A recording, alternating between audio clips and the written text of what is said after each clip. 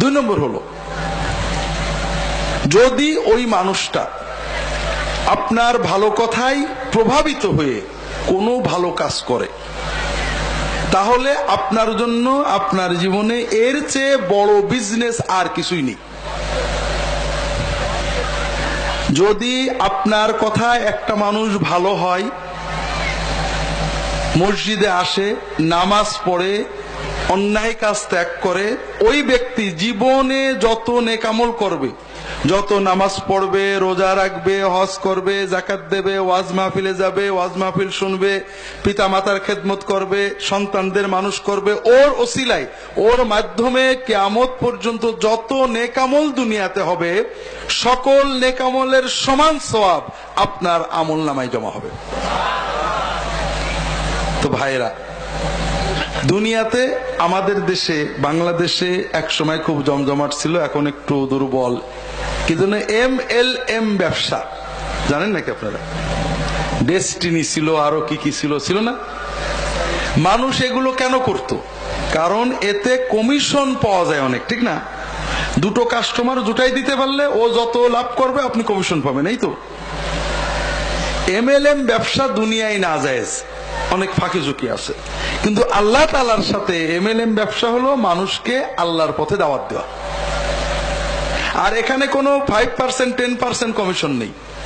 আল্লাহ রাসূল সাল্লাল্লাহু আলাইহি ওয়াসাল্লাম বলছেন, আপনার কথাই যদি কেউ ভালো হয়ে নামাজ পড়ে, ও যে 100 সওয়াব পাবে, আপনার আমলনামায়ও ওই 100 সওয়াবই জমা হবে, কিন্তু ওর সওয়াব কমবে না। আল্লাহর কাছে কম আছে নাকি?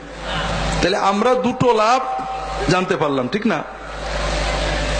এখন আমরা কিন্তু এই লাভ থেকে বঞ্চিত হচ্ছি অনেকেই, ঠিক না ভাই? ঠিক। আমরা কেন বঞ্চিত হচ্ছি আমি কোরআনের নির্দেশনা আপনাদের বলবো। কারণ আমরা মানুষদেরকে দাওয়াত দিই না, সমালোচনা করি। সমাজের মানুষদেরকে খারাপ বলি, কিন্তু খারাপকে ভালো করার চেষ্টা করি না। আপনাদের বলছি, প্রতিটি খারাপ মানুষের ভিতরে অবশ্যই অবশ্যই কিছু ভালো জিনিস আছে। আপনি তার খারাপকে বড় না করে ভালোটাকে পানি দেন, দেখবেন ভালোটা আস্তে আস্তে গাছ হয়ে যাবে। কিন্তু আমরা কি করি? আমরা মানুষদেরকে যদি নামাজ পড়তে বলিও, তুই নামাজ পড়িস কিসের মুসলমান, নামাজ পড়ে না কাফের, এরকমই তো দাওয়াত দেন আপনারা, ঠিক না? এই দাওয়াতে কেউ নামাজ পড়বে না ঝগড়া করবে? ঝগড়া করবে। কিন্তু আপনি যদি বলতেন, ভাই তুমি মুসলমান, আল্লাহ নামাজ তোমার উপকার হবে, আল্লাহ নামাজের সেজদায় তোমার দোয়া কবুল করবে, আল্লাহ বরকত দেবে, চলো না ভাই নামাজ পড়তে যাই, তাহলে কেউ আপনাকে রাগ করতো নাকি? ও যেত অথবা যেত না, কিন্তু রাগ করতো না। এই যে ঠগে যায়, এই ঠগে যাওয়ার কারণ হলো আমাদের বিজনেসের চেতনাটা নষ্ট হয়ে গেছে। আপনাদের এলাকাতে ইন্স্যুরেন্স কোম্পানির এজেন্টরা আসে কি আসে না? আপনাদের কাছে এসে বলে যে ভাই আপনি কি কোনো ইন্স্যুরেন্স কোম্পানিতে পলিসি করেছেন বা অংশ নিয়েছেন? আপনি যদি বলেন হ্যাঁ আমি অমুক কোম্পানিতে ইন্স্যুরেন্স করেছি, তখন ও খুশি হয় না বেজার হয়? মাশাআল্লাহ, ডাঙ্গাপাড়া মানুষ খুব বুদ্ধিমান। কোন ইন্স্যুরেন্স কোম্পানির এজেন্ট যখন শোনে যে আপনি ইন্স্যুরেন্স করেছেন, তখন সে কি হয়? হ্যাঁ, কারণ সে জানে একে আর নেওয়া গেল না, এর মাধ্যমে আর আমি কমিশন পেতে পারলাম না। আপনি বিজনেস করবেন কার সাথে? আপনি যখন দেখবেন একটা লোক নামাজ পড়ে না, খুশি হবেন না বেজার হবেন? হ্যাঁ, আপনি বিজনেসের চিন্তা করলে খুশি হতে হবে যে না, ও এখনো ইন্স্যুরেন্স করিনি, আমি এটাকে ধরে ইন্স্যুরেন্সে নিয়ে ওর কমিশনটা নেব। কথা বোঝেননি? সমাজে বেনামাজি খারাপ কাজের লোক থাকলে তো আমাদের খুশি হওয়া দরকার যে আলহামদুলিল্লাহ কাস্টমার পাইছি। কথা বোঝেননি?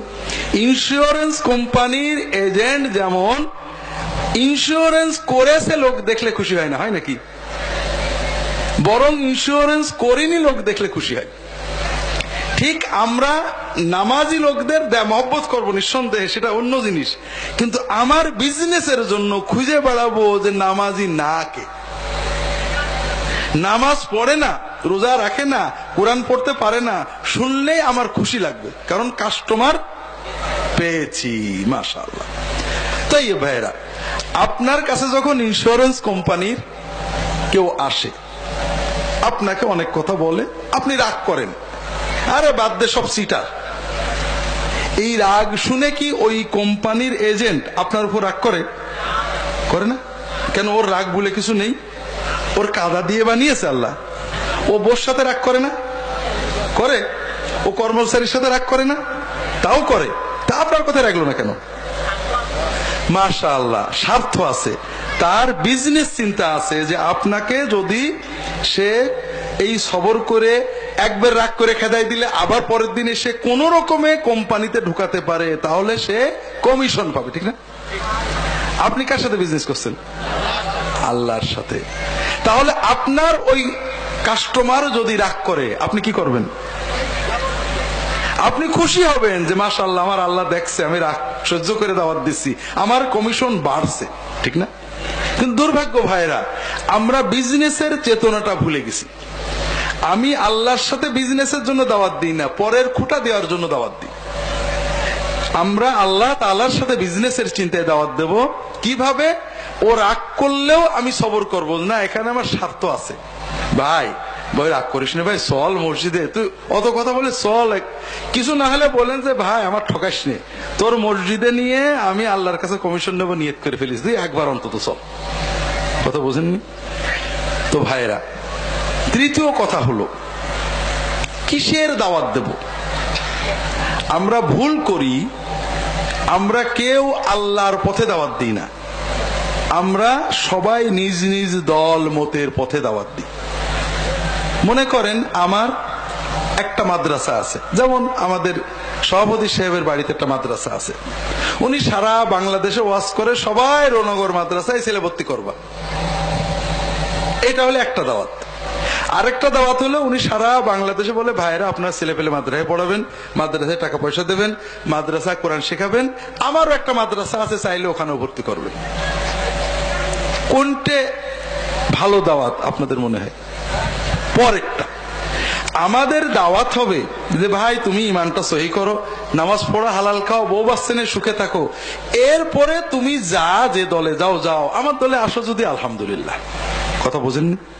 এইটা হলো আল্লাহর পথে দাওয়াত। আর আমরা দিই দলের পথে দাওয়াত, মতের পথে দাওয়াত, নিজের পথে দাওয়াত, নফসের পথে দাওয়াত, যে জন্য আমরা দাওয়াতে সফল হই না এবং আল্লাহর কাছে যে বরকত পাওয়া দরকার সেটা পাচ্ছি না। আল্লাহ তাআলা কোরআন কারীমে বলছেন, আউযু বিল্লাহি মিনাশ শাইতানির রাজীম, ওয়া মান আহসানু কাওলাম মিম্মান দাআ ইলাল্লাহ ওয়া আমিলা সালিহান ওয়া ক্বালা ইন্নানি মিনাল মুসলিমিন। আল্লাহ তাআলা বলছেন, মানুষের ভিতরে সবচেয়ে ভালো মানুষ, সবচেয়ে সুন্দর মানুষ, সবচেয়ে ভালো কথা বলা মানুষ কে? যার পাগড়িটা খুবই সুন্দর, নাকি? যার গলার সুর ভারী সুন্দর, যার গল্প শুনলে খুব মজা লাগে। তাও বলেননি আল্লাহ। আল্লাহ তাআলা তিনটে কথা বলেছেন, ওয়ামান আহসানু কাওলাম মিম্মান দাআ ইলাল্লাহ ওয়া আমিলা সালিহান ওয়া ক্বালা ইন্নানি মিনাল মুসলিমিন। সবচেয়ে ভালো কথা বলে, সুন্দর কথা বলে, সবচেয়ে ভালো মানুষ মুসলমান ওই ব্যক্তি যার তিনটে কোয়ালিটি আছে। কয়টা ভাই? প্রথম হলো সে মানুষদেরকে আল্লাহর পথে ডাকে। কার পথে? এবং নিজে নেকামল করে। নিজে কি করে? এবং বলে যে আমি মুসলমান। কি বলে? তাহলে আমরা সবচেয়ে ভালো মানুষের, আল্লাহর পথের দায়ীদের তিনটে গুণ আল্লাহর কোরআনের এই আয়াতে দেখলাম। প্রথম কি? প্রথম কি ভাই? আল্লাহর পথে ডাকে। দ্বিতীয় কি? তৃতীয় হলো বলে আমি মুসলমান। আমরা সমাজের মানুষ